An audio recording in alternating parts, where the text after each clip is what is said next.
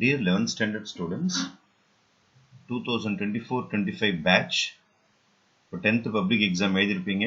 ரிசல்ட்டுக்காக எல்லாம் ரெடி ஆகினே இருக்கீங்க. இன்னொரு வாரத்தில் உங்கள் கையில் ரிசல்ட் வந்துட போகுது. 11th மெயின் மேக்ஸ் ஜாயின் பண்ணுறதுக்காக ஐடியா இருக்கிற ஸ்டூடெண்ட்ஸ், பயோமேக்ஸ் அல்லது computer science combined with mathematics படிக்க போகிற ஸ்டூடெண்ட்ஸுக்கான வீடியோ இது.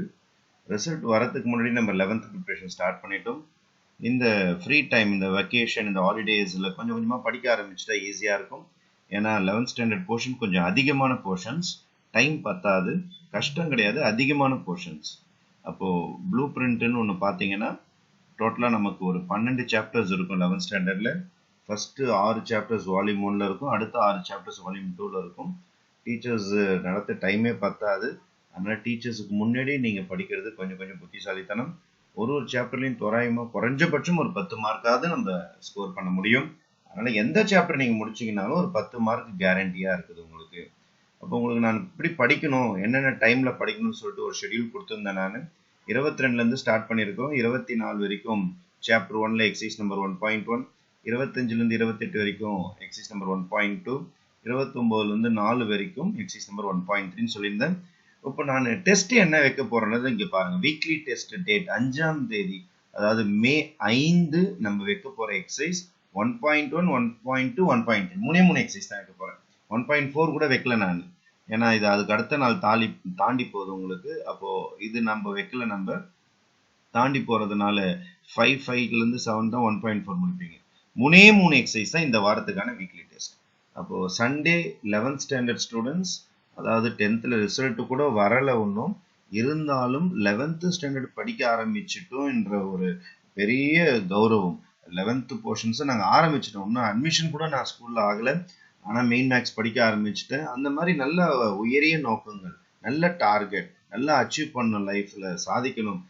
ஒரு ஸ்டூடெண்ட்டாக இருந்துக்கிட்டு சின்ன சப்ஜெக்ட்ஸ் இதை கூட என்னால் சாதிக்க முடியாது. நம்ம பெரிய பெரிய ராக்கெட்ரி சயின்ஸ்லாம் படிக்க போகிறது கிடையாது. படிக்க போகிறது ரொம்ப ரொம்ப சிம்பிளான கான்செப்ட்ஸ். இந்த வயசுல நம்ம பிரெயின் அதெல்லாம் வாங்கறதுக்கு தயாரா இருக்கும். அதை கொடுப்பதற்கு டீச்சர்ஸ் நாங்கள் உங்களுக்கு கைட்லைன்ஸ் கொடுத்து நான் அழகாக படிக்க ஆரம்பிச்சிருவீங்க. ஆகிய ஸ்டூடெண்ட்ஸ், இந்த 5ஆம் தேதி மே 5 நீங்கள் மூணு எக்ஸசைஸ் படித்தா போதும். 1.1லேருந்து 1.3 வரைக்கும் இதுதான் நம்மளுடைய ஷெடியூல். குறைஞ்சபட்சம் அப்படியே ஒரு எக்ஸசைஸாக கொடுத்துக்கிட்டே வந்திருக்கேன் பாருங்க. மே மாதம் வரைக்கும் பார்த்தீங்கன்னா நீங்கள் எதை கம்ப்ளீட் பண்ணுற மாதிரி வரும்னா செகண்ட் சாப்டர் கம்ப்ளீட் பண்ணுற மாதிரி வரும். அதுக்கான போர்ஷன்ஸும் நான் உங்களுக்கு லைனாக கொடுத்துக்கிட்டு வந்துக்கிட்டே இருக்கிறேன். நான் அதுக்கு அடுத்தது நம்ம இந்த மே மாதம் முடியும் பொழுது அடுத்தது நான் ஜூனுக்கான போர்ஷன்ஸ் கொடுக்குறேன். சரி, எங்கே போய் சார் இந்த சம்ஸை நான் பார்க்குறது? என்கிட்ட புக் இல்லை, எதுவும் இல்லை. நானே கொஸ்டின் எழுதி உங்களுக்கு ஒர்க் அவுட் பண்ணியிருப்பேன். நம்மளோட டிஸ்கிரிப்ஷன் பாக்ஸில் போனீங்கன்னா எக்ஸைஸ் நம்பர் 1.2, 1.3, 1.3, 1.4 எல்லாமே உங்களுக்கு டிஸ்கிரிப்ஷன் பாக்ஸில் கொடுத்துருப்பேன் நான். நீங்கள் அந்த டிஸ்கிரிப்ஷன் பாக்ஸ் இருக்கிற லிங்கை கிளிக் பண்ணிங்கன்னா அந்த பிளேலிஸ்ட் ஓப்பன் ஆகிடும். நீங்கள் மெட்ரோ கர்நாடகம் சேனலில் கண்டினியூஸாக ஃபாலோ பண்ணிக்கிட்டே வந்தீங்கன்னா உங்களுக்கு அந்த 12 சாப்டருடைய சிரமம் தெரியாது.